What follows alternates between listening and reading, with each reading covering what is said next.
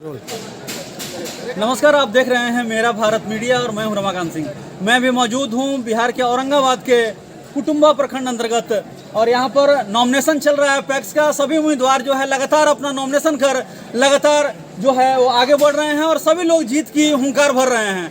और यहां सबसे बड़ा चीज़ है कि किसानों के मुद्दे के ऊपर सभी लोग बात कर रहे हैं और लगातार जो किसानों की ऋण की बात हो, उनकी मंडी दर की बात हो, उसके ऊपर लगातार जो है बातें की जा रही है। और कहीं ना कहीं ये जो पैक्स चुनाव है बहुत कुछ निर्धारित करेगा कि आने वाला जो पैक्स है, पैक्स किस प्रकार का हो और किसानों के हित में कार्य करने वाला व्यक्ति, विकास के हित में कार्य करने वाला व्यक्ति को ही यहाँ जनता भी चिन्हित कर रही है। और नॉमिनेशन कर जो भी प्रत्याशी लगातार आगे बढ़ रहे हैं उन्हें निश्चित रूप से विकास की ओर जो है वो आगे बढ़ना होगा, ताकि पैक्स के चुनाव के बाद जब वे अपना गद्दी संभाले तो निश्चित रूप से पैक्स का जो उम्मीदवारी हो वो जनता के हित में हो। और काफ़ी सारे यहाँ प्रत्याशियों ने नामांकन किया और यही जानते हैं कि नामांकन के बाद प्रत्याशियों ने क्या कुछ बताया।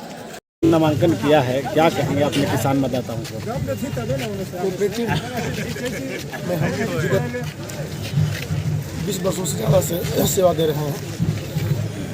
हम स्टूडेंट लाइफ से ही कोऑपरेटिव के माध्यम से उससे काम करते थे, चाहे वो कोचिंग का क्षेत्र हो, व्यवसाय का क्षेत्र हो। जब हम पहली बार अपने क्षेत्र में आए तो उस समय चुनाव हुआ नहीं करता था। हमें लगता है कि उसमें जो मेरा पैक्स था अम्बादेश्वर पैक्स था, कई वर्ष चुनाव नहीं हुआ था। हमें तो चुनाव शुरू करा, जिसे बात नहीं कहना चाहेंगे, मैंने चुनाव के रूप में हम शुरू करवाए यहाँ पर चुनाव। पहली बार हमें चुनाव में हार मिली, उसके बाद भी हम लगातार चुनाव में आते रहे और आज तक आप लोगों के सहयोग से, अपनी जनता लोगों के सहयोग से चुनाव में हम हैं। या प्रत्याशी के रूप में, अध्यक्ष रूप में अभी तक चयनित रहे हैं। कोऑपरेटिव थोड़ा सा लगता तो है कि छोटा चुनाव है। हम लोग जब बाहर निकलते हैं कभी तो सबसे बड़ी बात है कि इसमें कोई दल नहीं है, कोई पार्टी नहीं है। सबके साथ मिल करके और सभी क्षेत्रों में कार्य कर सकते हैं। हमें सरकार से कोई विशेष फंड नहीं मिलती है। जो कुछ प्राप्त होता है वो किसानों के लिए ऋण के रूप में प्राप्त होता है, हमें भी ऋण के रूप में प्राप्त होता है। चाहे वह रिक्रूटमेंट का मामला हो, फर्टिलाइज़र का मामला हो, हम लोग चाहें तो पैक्स के द्वारा सब कुछ कर सकते हैं। पैक्स ही वह संस्था है जिसको बैंकिंग क्षेत्र में काम करने की सुविधा मिली है सरकार के द्वारा। साउथ में चले जाइए या महाराष्ट्र प्रोग्राम में एक पैक्स जो है सिर्फ जिला नहीं, राज्य स्तरीय कार्य करता है। वह केंद्र यूनियन के माध्यम से, नेफेड के माध्यम से। हम लोग अगर चाहें, क्योंकि बिहार कृषि प्रधान देश है, यहाँ पर कृषि उत्पादित वस्तुएँ हैं, इसको हम लोग चाहें तो डेवलप करके, क्रशिंग करके दे सकते हैं। रोजगार दिया भी जा रहा है। और दूसरी तरफ छोटे बच्चे हैं जो पढ़ने बाहर जाते हैं, कोऑपरेटिव के माध्यम से स्कूल, कॉलेज, हॉस्पिटल, इंडस्ट्री सब कुछ किया जा सकता है। और आने वाले समय हम उम्मीद करते हैं कि शुरुआत होगा। जीत के प्रति कितना आश्वस्त है? ये तो जनता तय करेगी 100%। क्या कहेंगे, क्या प्राथमिकता होगी पंचायत के लिए? खासकर पंचायत के लिए प्राथमिकता, जब से हम आए हैं तो आपको सुनकर बड़ा आश्चर्य होगा कि चुनाव तो पहला मुद्दा था। हम ग्रेन का यहाँ से बायरेक मैंने ही शुरू किया हूँ। धान हो, गेहूँ हो, मक्का हुआ करता था लोग बिहार से, धान गेहूँ मैंने शुरू किया है। और कस्टम मिलिंग, धान बाहर जाया करता था राज्य से बाहर, मैं उसको रोका। बिहार में कस्टम मिलिंग शुरू कराया।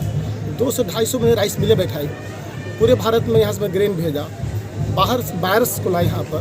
आज के दिन में ठीक है, कुछ कमियाँ रहती है, जहाँ काम होगा तो कुछ शिकायतें मिलेंगी, लेकिन आप बेंचमार्क करेंगे कि पैक्स के द्वारा जो भी कार्य हो रहे हैं, चाहे वह फर्टिलाइज़र का कार्य हो रहा हो, जब वितरण का कार्य हो रहा हो, तो आप पाएंगे कि थोड़ा सुधार है इसमें। सबसे बड़ी बात है कि 5 साल आपको जाना पड़ता है पब्लिक के क्षेत्र में, आपको जॉब देना पड़ता है। एक ये भी कारण है कि कोई प्रत्याशी को सजग रहना पड़ता है और अच्छी बात है सबके लिए। और जीत हार तो लगा रहता है, कोई मान्य नहीं रखता। हम अपने आप से संतुष्ट हैं कि पैक्स का कार्य करके हम संतुष्ट हैं और आगे भी हम कोऑपरेटिव के माध्यम से कार्य करते रहेंगे। आप जानकर आपको खुशी होगी कि बिहार का मेरा पहला ट्रस्ट है जिसमें 7 जाति के लोग, हिंदू से मुस्लिम तक मेरे ट्रस्ट में शामिल हैं और राज्य से बाहर के लोग मेरे साथ कार्य कर रहे हैं। हम जब पढ़ते थे उसी समय हम दोस्त के भाई लोगों को हम साथ में ले आए थे और आज सब लोग साथ में कार्य कर रहे हैं, अलग क्षेत्र में कार्य कर रहे हैं, टीम के तहत कार्य कर रहे हैं। और कोऑपरेटिव का मतलब सिर्फ पैक्स नहीं होता है, हम लोग यहाँ पर चाहे तो हर गाँव में कोऑपरेटिव बना करके और शुरुआत कैसे कर भी रहा है। आप देखे होंगे कि विगत अभी तो बांग्लादेश की स्थिति खराब हुई, आज के 5 साल पहले तक छोटे छोटे कोऑपरेटिव के माध्यम से बस काफ़ी आगे कार्य कर रहा था। कहीं कहीं गरीब जगहों में, पिछले जगहों में भी अभी जो स्वयंसेवी संस्थाएँ खुल करके वो कार्य कर रहे हैं लोग, खासकर महिलाएं काफ़ी तेज़ी से आगे बढ़ रही हैं। तो हमें लगता है कि आने वाले दिल में बहुत अच्छा कार्य करेगा और सबके लिए सुखद और संपन्न की समता की कामना की। इसमें मजदूर वर्ग और किसान वर्ग को ज़्यादा हमें दी जाएगी और इन संस्थाओं को इसका लाभ सबको मिलेगा। किसानों के लिए कृषि ऋण और मंडी दर को कैसे आप नियंत्रित कीजिएगा? एक बात मैं स्पष्ट कह देता हूँ, कृषि ऋण की जहाँ तक बात है, खासकर आज मेरा जो पैक्स है, हम विगत 5 टर्म से लगभग हैं, हमें नहीं लगता है किसान को फर्टिलाइजर के लिए हमको ऋण देना पड़ता होगा। देते हैं जहाँ पर धान परचेज की बात है, गवर्नमेंट जो हम लोग को देती है ऋण, उसी से परचेज करना पड़ता है, उसमें लिमिटेशंस है क्योंकि हम जो गवर्नमेंट ऋण देगी उसी को हमको ट्रांजेक्शन करते रहना है, रिवॉल्व करना है। तो उसमें हमारी लाचारी है कि हम उतना ही धान खरीद पाएँ जितना पास टारगेट रहेगा। और सरकार जो पैक्स धान खरीदती है उसका मतलब ये नहीं होता कि सरकार पूरा धान खरीदी, उसका रेशियो होता है 10%, 20%, 25%। सरकार के बाजार भाव को मेंटेन करना, यह पैक्स का मूल उद्देश्य है। और आज के जो देखेंगे आप, आज के 20-30 साल पहले हम जब शुरुआत किए थे तो लोगों को धान उधार भेजना पड़ता था। आज ये स्थिति है कि धान नगद बिक रहा है और उसमें पैक्स का अहम रोल है। आज व्यापारी वर्ग भी, उद्योग के क्षेत्र में लोग नगद लेना पड़ रहा है और 5 साल बाद आपको विश्वास नहीं होगा, खेत से पैदावार नगद बिकेगा, एडवांस बिकेगा, वो दिन दूर नहीं है। हम अपने किसानों से कहना चाहते हैं, अपने मजदूर भाई से कहना चाहते हैं कि हम लोग जो एग्रीकल्चर से भाग रहे हैं, आने वाला कल एग्रीकल्चर ही सबको मौका देगा रोजगार का। सरकारी नौकरी के पीछे लोग भागना कम करेंगे, क्योंकि महाराष्ट्र में चले जाइए, गुजरात में चले जाइए, 20-25 से 50 हज़ार नौकरी के लोग बाहर नौकरी में नहीं जाते, सरकारी नौकरी नहीं खोजते लोग, स्वरोजगार से लोग करते हैं। और हमारे यहाँ तो मीठा पानी उपलब्ध है, उपजाऊ भूमि उपलब्ध है और सभी तरह के पैदावार हैं, फल की पैदावार है, तो यहाँ क्यों नहीं हो सकता? थोड़ा सा हम लोग बिहारी लोग घर में काम कम करते हैं, बाहर काम जाकर ज़्यादा करते हैं। हम लोग घर में काम करना शुरू कर दें तो सहकारिता का विकास ज़्यादा होगा और ये सबको मिलकर करके ही करना होगा और इसके बिना कोई चारा भी हम लोग के पास नहीं है।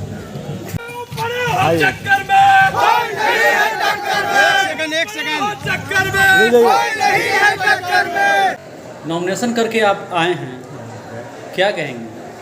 हम कहेंगे कि अब नॉमिनेशन हम किए हैं ताकि इसे हम लोग कोऑपरेटिव का 15 साल सेवा दिए किसान और जनता को, और अब हम लोग 4था बार नॉमिनेशन और किए हैं।